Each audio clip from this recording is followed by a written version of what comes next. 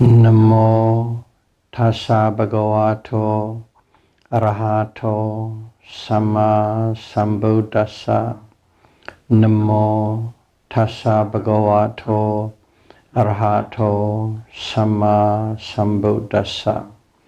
Namo tassa bhagavato arahato samma sambuddhassa.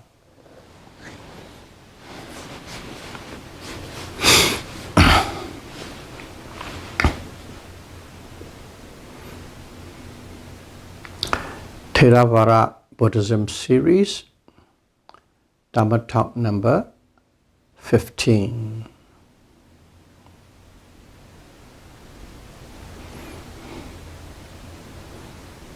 Today's topic is Unwholesome Mental Factors, Part 2.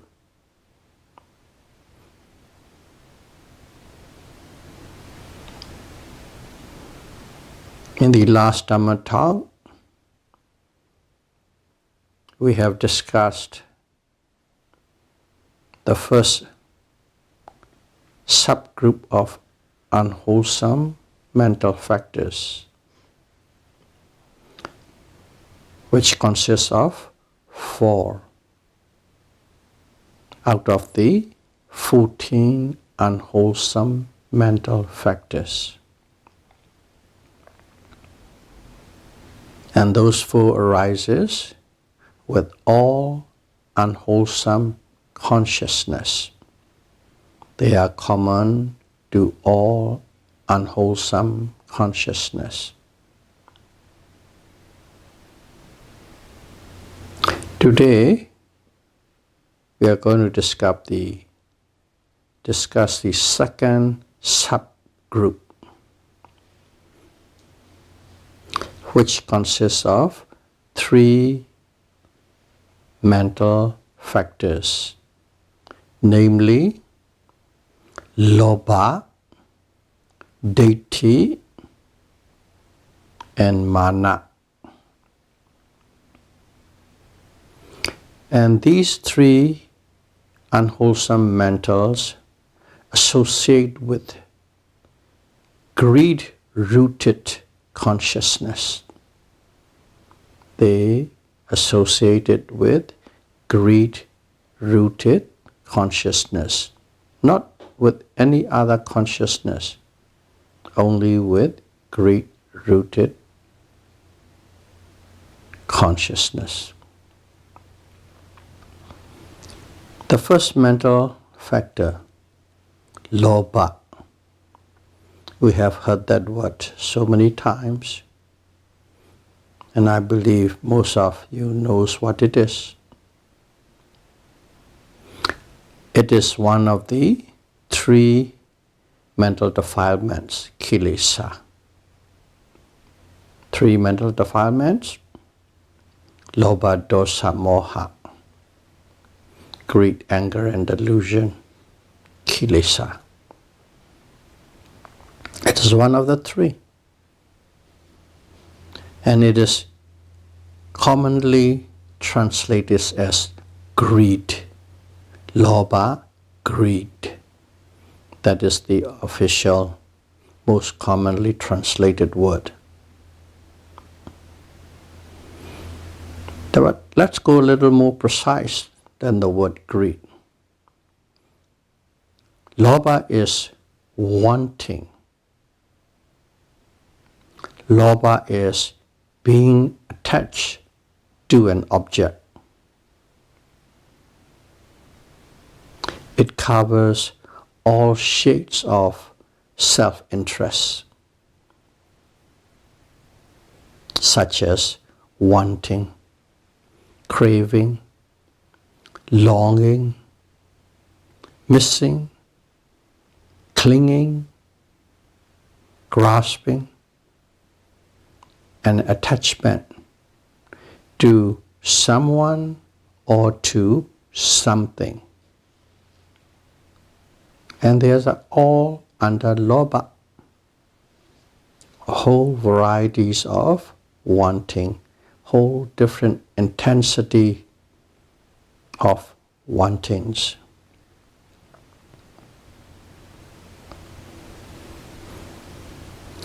Having loba is like putting a color dyed onto a white cloth.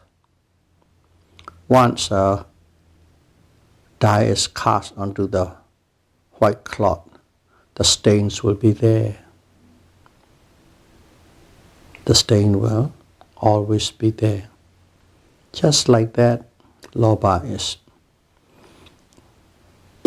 It casts an unwholesome character onto the plain and pure consciousness.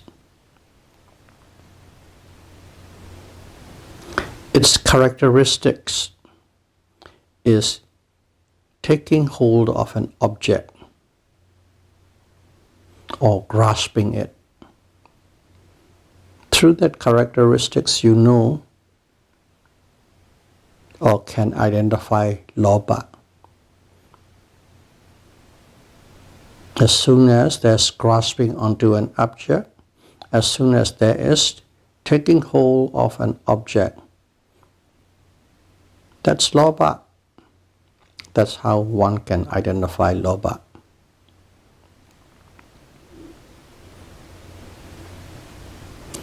It grabs and it takes hold of the mind. In other words, taking control of the mind. Loba. When it comes in, it takes controls and it directs the mind what to do. Its function is sticking. Okay? Its job is to stick. Sticking. Like we all know crazy glue, one of the stickiest, strongest glue. If anything touches with that glue, stick to it. That's how loba is.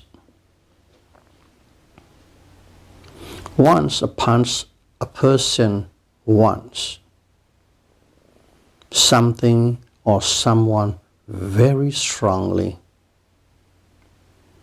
one cannot get rid of it from the mind. Once you want something very strongly, that object stays in your mind. You can't even get rid of it. Even if you want to forget it, you can't forget it. It sticks to the mind. The object sticks to the mind because of loba. In the scripture, it gives an example as they call it a monkey glue. There's some sort of a resin coming out of the tree and it is really sticky like a glue, and it's also shining. So when a monkey goes, they are always curious creature. When the monkey goes to that little sticky shiny thing, it touches. When it touches with one hand, can't get it off. So he used another hand to unglue it, but both hands stuck to it. So the fourth, he used one leg to peel himself off, but can't. Second leg, can't. So finally, he used his forehead to push away, but two hands, two legs, and the head stuck to that resin from the tree.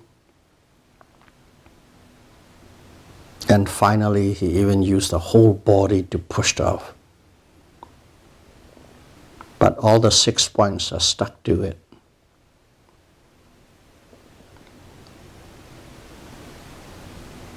Through the 6 senses, the 6 objects, 5 physical and 1 mental, when they stuck to the mind with loba, just like that monkey you just can't get away. That's loba. It's the example given in this scripture. Monkey glue. And its proximate cause for the arising of loba is sense object, 5 physical sense object and 1 mental sense object. That's the proximate cause. I think that would cover what loba is.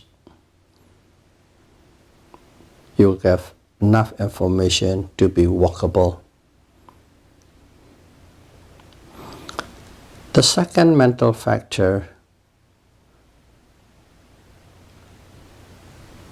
is called ditthi. Ditthi. Ditthi means a point of view,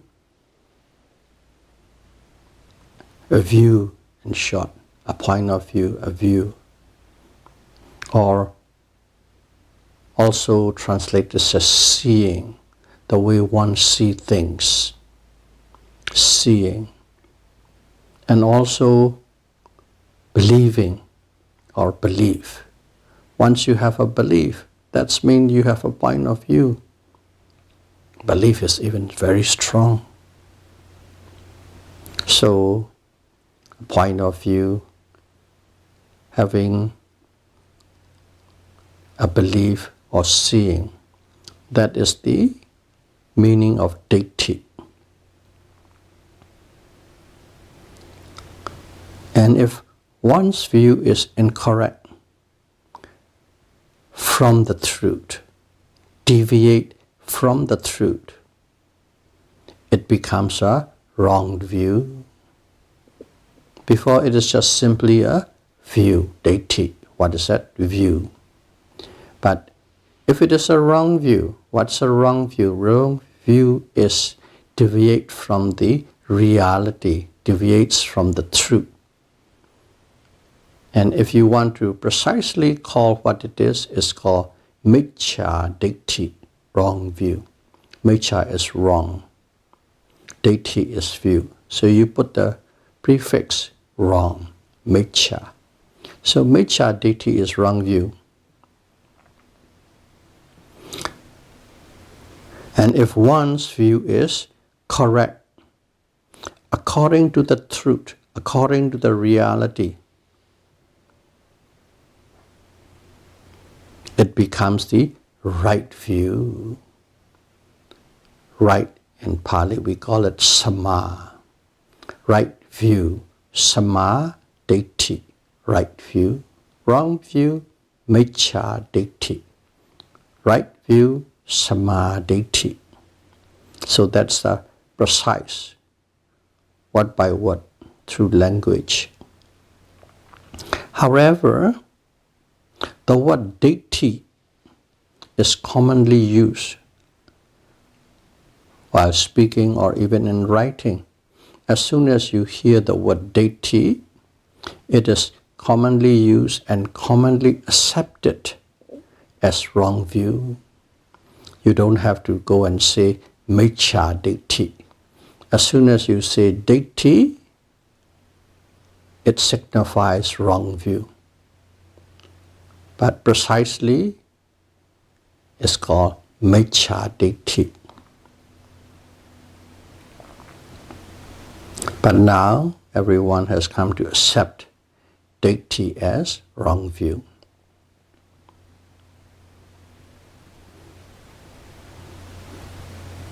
So, ditthi by itself precisely is simply a view. Didn't say it is wrong or right. Those little things need to be known. Ditthi, wrong view, has a specific meaning under Buddhist terms. Okay. Very specific, not just general. Believing or viewing what is not permanent as permanent. What is unsatisfactory as satisfactory. What is non-self as a self or a soul. And also believing there is no life after this life.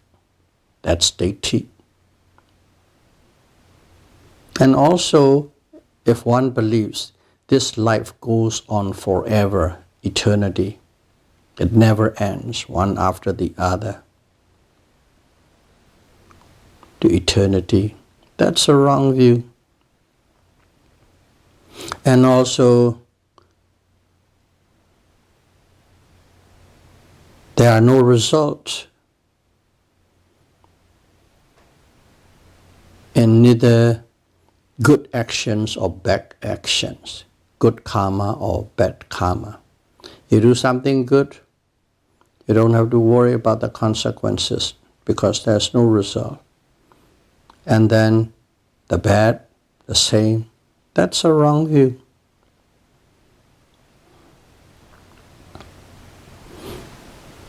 And there's no such thing as karma vipaka, cause and effect, actions and its resultant. Believing as such is called wrong view.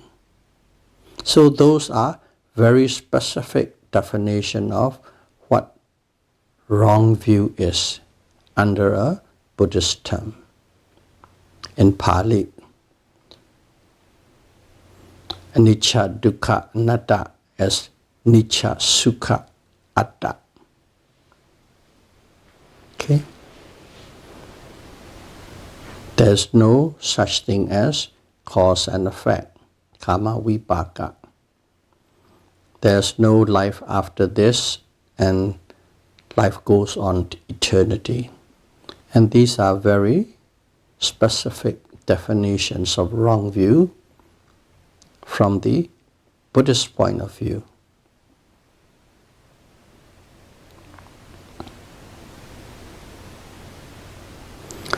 And its characteristics. How can you identify this ditthi? Characteristics is how one defines something, knows or cognites something. Characteristic is giving an unwise attention to an object. If you give an unwise attention to an object, automatically you are stuck with the wrong view.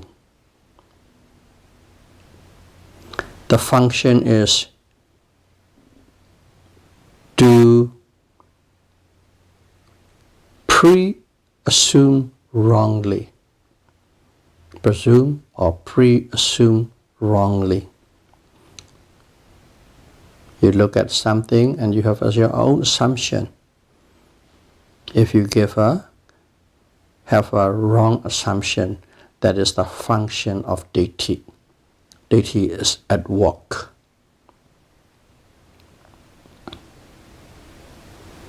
It manifests as wrong interpretation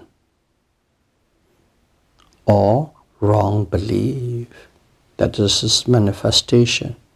If there is ditthi, there's a wrong interpretation with you and a wrong belief with you.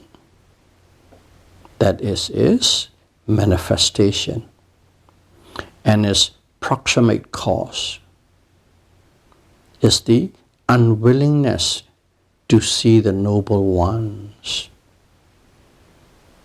Because these things are not easy to see as it really is in a reality, ultimate reality sense. It needs some guides, and the guides come from noble personage, noble person, noble people. And you don't have a willingness to associate or see these people, is the proximate cause. If you want to see them, automatically they can direct you and redirect you. That's what ditthi is. So, let's go to the third mental factor, mana. Okay, translated as conceit. Mana, conceit. Conceit is compared to a raised flag in the wind. That is the example they give. A raised flag on the top of the flagpole in the wind. That's how conceit looks like. It indicates, this situation indicates to be above all others and is flattering and waving to get everybody's attention. That's conceit. Always think bigger and better than other, and always trying to get the attention, center of attention. That's conceit. Always think I'm ahead above the others. Okay. However, don't think only those people have conceit. People who have not been successful, people who are not rich or famous, and people who are down and out also have conceit. They have their own conceit. You just look into this little statement. Think about this little statement deeply. Okay, the one who is down and out and a failure of life. See, look at this person, look at that person. Somebody makes some statement to them. Say, oh, I don't care what he said. I don't care how rich he is, how powerful he is, how smart he thinks he is. I don't care. What does he think he is? Who do you think I am? That kind of statement, that kind of thoughts in the person, in a low, down and out person, is a conceit. In Pali, it's called hina mana. Hina is small, inferior. Mana, conceit. Still, small and inferior person have still their own conceit. Conceit is with everyone. High or low, successful or failure, doesn't matter. This conceit traverses from the obvious state to the very subtle state. Some people you can tell, wow, look at his ego, look at his conceit. Some people, it's even difficult to detect because it's so subtle. But if you're in tune and if you're mindful, you can detect these little behavior of conceit, even in a person who looks very humble, composed. You can still detect it.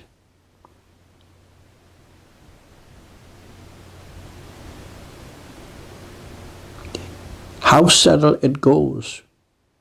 We all know there are 4 levels of noble person. The first, the lowest, second, third. That is pretty high. Above that there's only 4th. Even on the 3rd level of noble state, anagami, non-returner. Those noble person still has conceit. They still have pride in the achievement of Dharma work. That's how conceit is so subtle. Just having little pride in their Dhamma achievement. Only the Arahant are free of conceit. The characteristics of conceit is haughtiness, quite haughty. And if you see a person is haughty, high or low, doesn't matter. That is expressing conceit. Its function is self-exaltation. And it manifests as vainglory. These are the words I take out of the book because I'm not quite good with English language, and I just want to be as precise as possible, directly out of the book translated words. Characteristics, haughtiness. Function, self-exaltation. Manifests as vainglory. And its proximate cause, immediate cause, is greed associated with views. Greed associated with views. That is the proximate cause.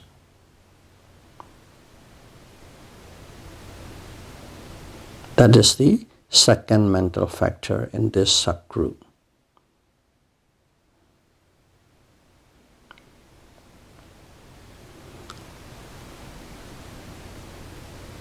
Third mental factor. This subgroup is mental factors are associated with greed-rooted consciousness.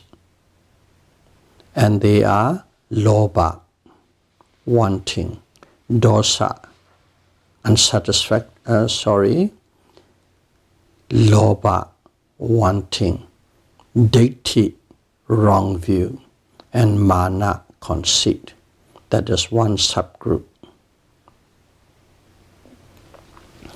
And the third subgroup consists of 4 mental factors. And they are dosa, issa, Maccariya, and Kukkucca. And these 4 associated with anger-rooted consciousness. Okay? 4 of them. As they associate only with anger-rooted consciousness, they are put into one subgroup under unwholesome mental factors. We'll go one at a time of these 4. First one is dosa. It is translated, most commonly translated as hatred in the books. Dosa covers all shades of displeasure, annoyances, irritation, frustration, dissatisfaction, aversion, anger, animosity, hatred, ill will, whole range of various intensity of dissatisfactions or aversions. All those are under the term of dosa, D-O-S-A. This dosa at a higher intensity,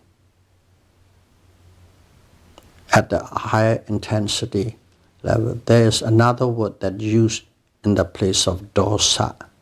It's called patigga.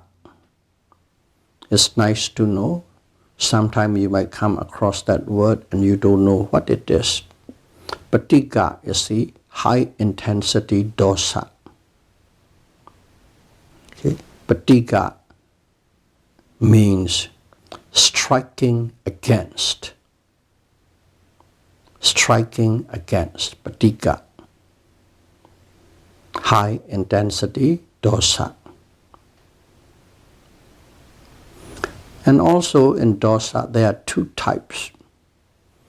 Outward striking, outward slashing. Anger is called dosa. You're angry and you slash out and strike out anything and everything and everyone around you. That's dosa.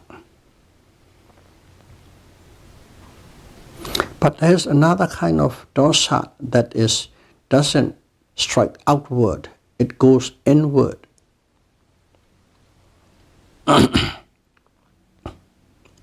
Within yourself.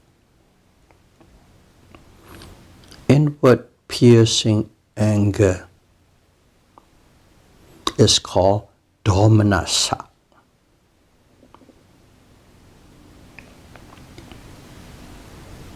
Such as sorrow, sadness, grief, depression.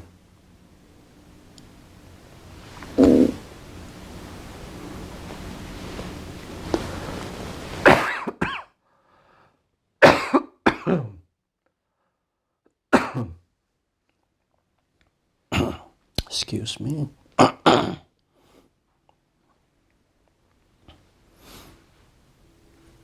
So, inward piercing kind of things such as sorrow, lamentation, grief, depression, sadness, they are also dosa, and Pali is called domanassa. It's the mental state that just pierces inside. It's only you who's feeling it. And the characteristic of this dosa is ferocity, is ferocious.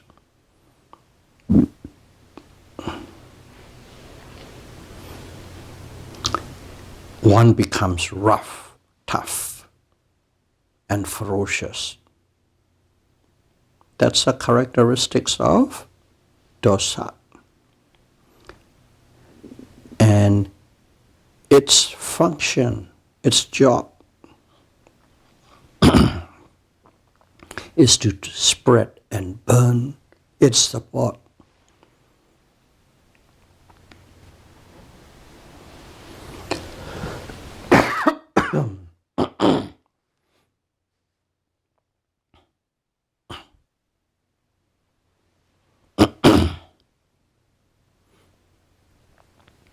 Its function is to spread and burn its supports.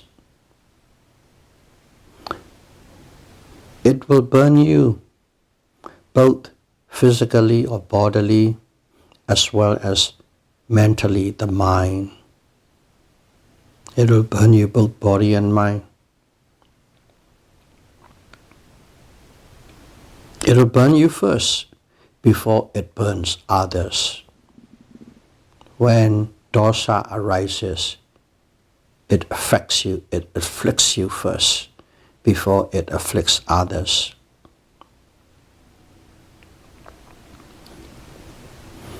When dosa is arising, one becomes irrational, insensible, and also carry a very, very narrow viewpoint. Your options of seeing things become very limited. Only one point of view and that's it. And anger keeps on burning. Even if it is so much and so strong, one can get illness,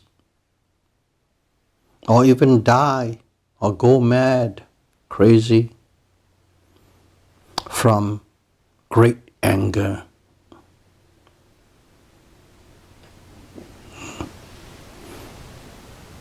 See, some people, they can have a high blood pressure raised, having heart attack. Those are the physical symptoms in terms of illness arising from anger. It manifests as affliction or persecution. It makes self and others suffer. That's what it means by affliction and persecution. It makes yourself suffer, it makes other people suffer. That is the manifestation, suffering. The proximate cause is displeasurable objects that are not pleasurable to you.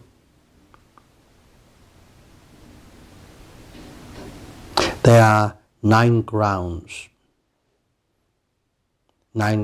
of annoyances. Okay? In other words, 9 reasons how anger can arise. Won't go too detailed, just in general.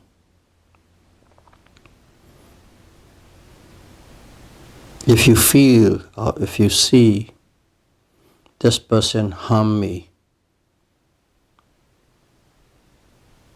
this person had harmed me in the past, and this person is harming me right now, and this person is or will be harming me in the future. Directly upon yourself, past, present, and future. 3 causes will make you angry.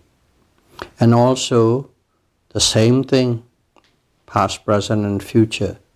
This person had hurt and harmed my loved ones. Past, present, and future. So it becomes 6. And also, past, present, and future. The third one is this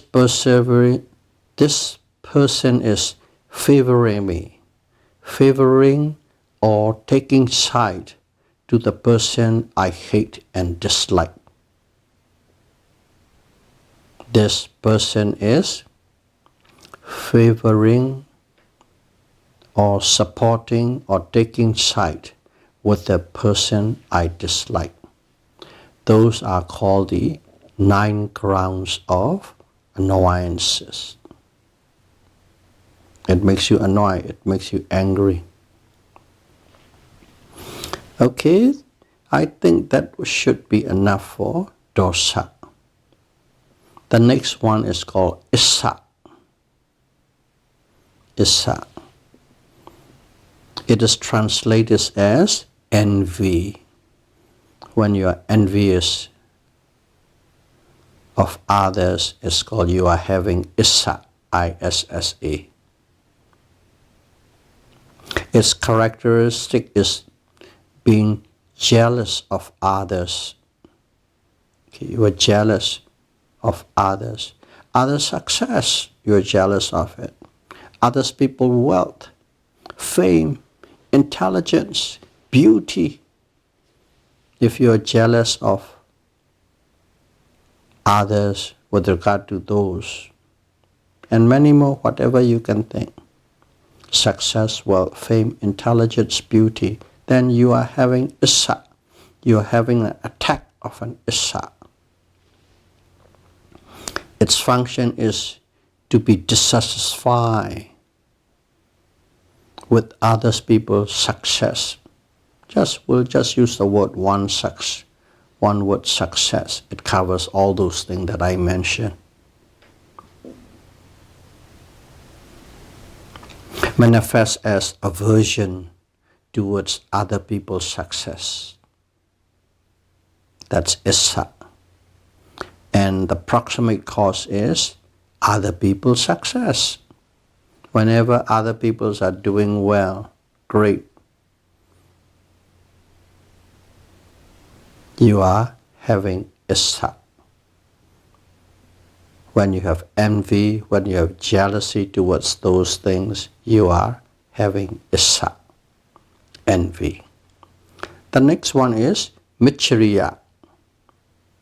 Just iccha and Maccariya, people call it in pair.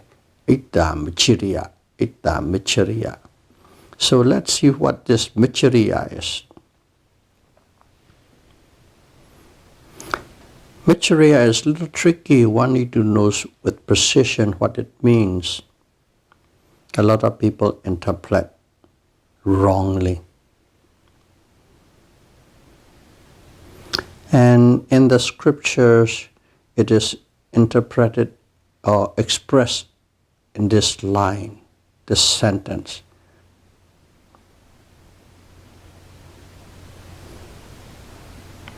Let not wonders onto others, but to myself. Let not wonders onto others, but to myself. No. Don't let anybody have it except me.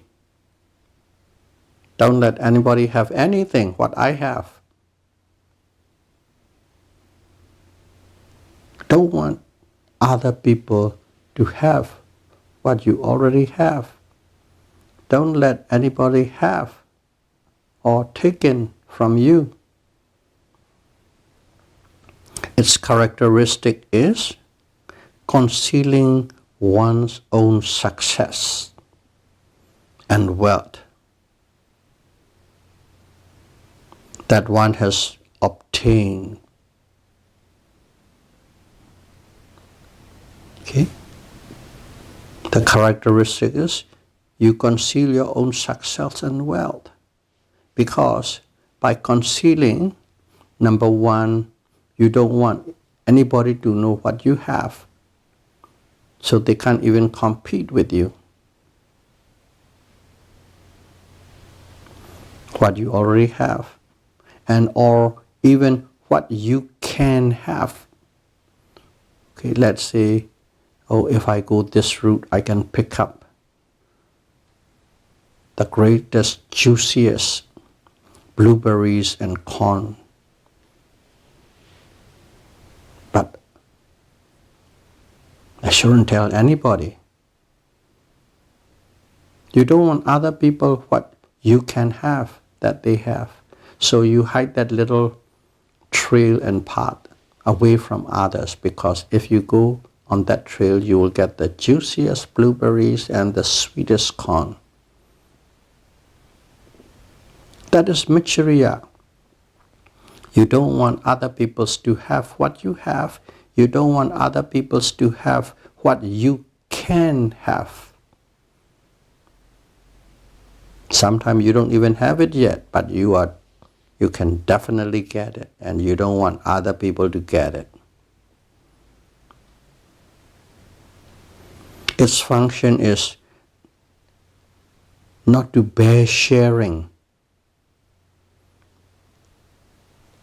all these things with others. You can't bear sharing. It is not that you don't share. It is not that you are simply stingy. You can't even bear the thought of sharing it. That is Maccariya, not miserliness, not stinginess. It goes beyond that.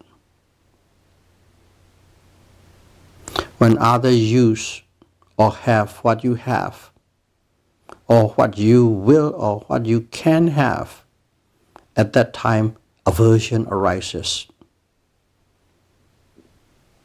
When other people use what you have, or when other people can use what you can have, aversion or anger arises in you.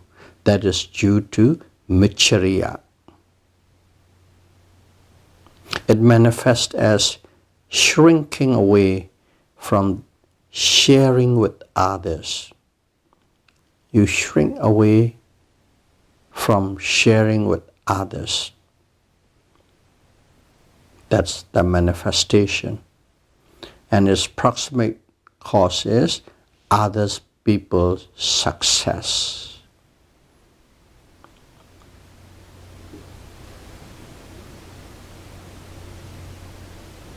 So there are 5 kinds, if you want to put it in things that you have Maccariya with, in terms of dwellings, houses,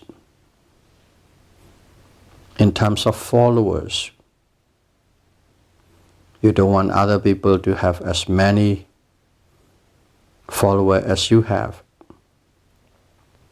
Offerings.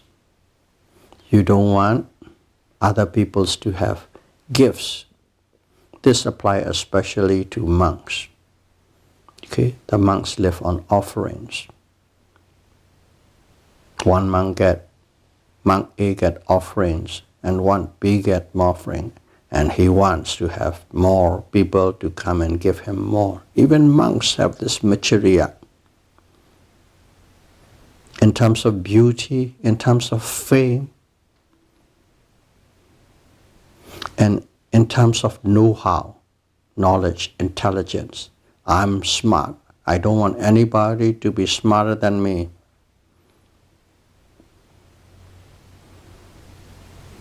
You don't want to part those 5.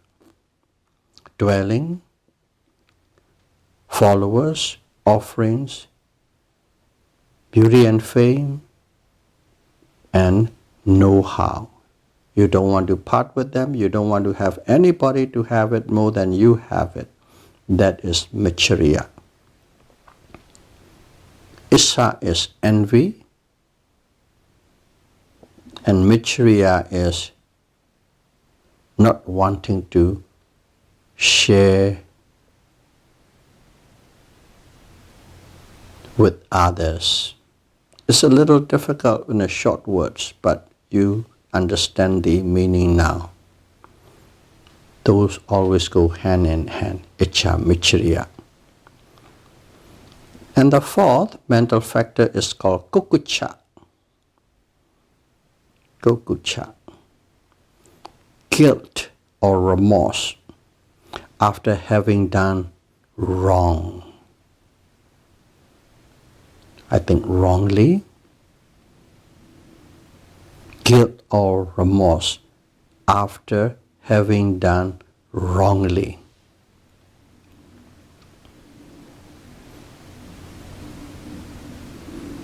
I'm trying my best to speak as precise English as possible. Guilt or remorse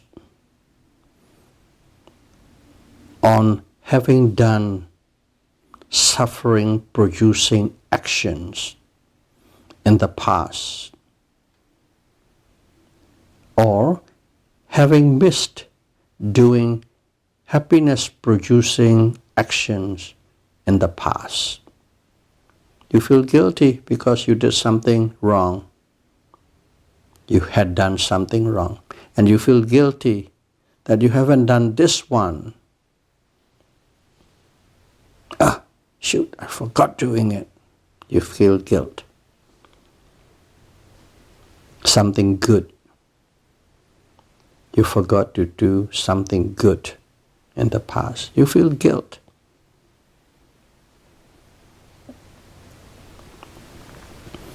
That is Kukkucca, having guilt, having remorse for something that you have done wrong, or making suffering-producing actions towards others, and miss doing happiness-producing actions for others. The characteristic is having subsequent regret.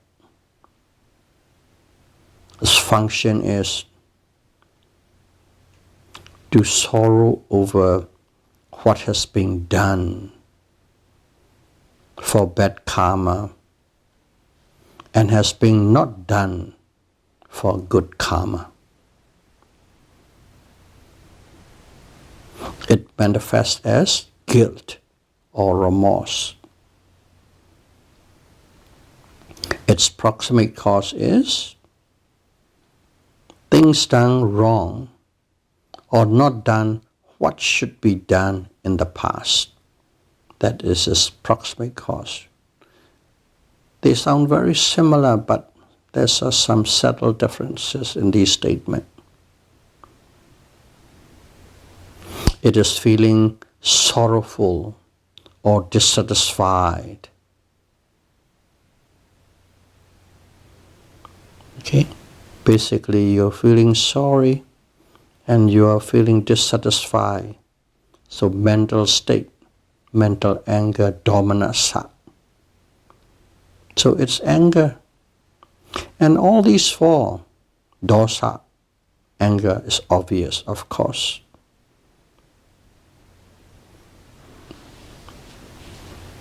Issa, envy, there's a dissatisfaction. Maccariya, there is definitely dissatisfaction. Guilt,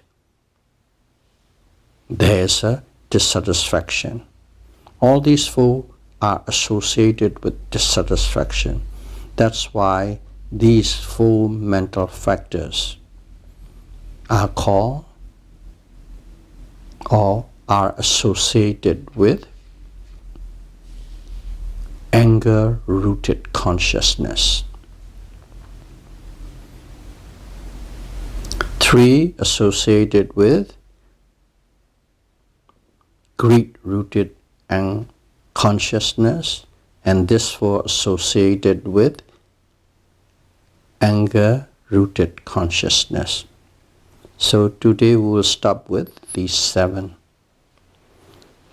It's important to understand these unwholesome mental states in detail and see and reflect and be mindful what kind of unwholesome mental state arising in you. And that way you will really know more and more about yourself. How would you know? With and through mindfulness. May all of you be able to be mindful, sharply and precisely, and be able to eliminate all these unwholesome mental states as soon as possible. Sadhu, sadhu, sadhu. Thank you very much.